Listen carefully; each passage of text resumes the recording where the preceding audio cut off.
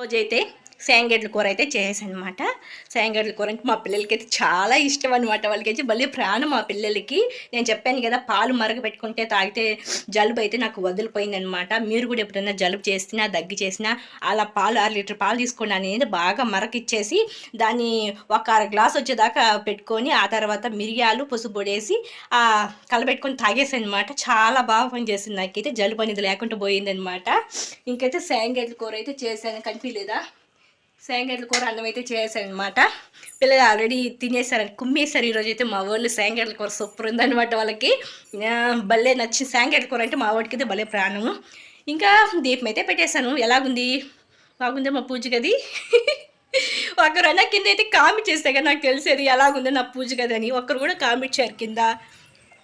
సీకట్ అయితే పట్టా ఉంది, Musk Musk సీకట్గా ఉందనమాట. చిన్న మినీ బ్లాగ్ అనమాట.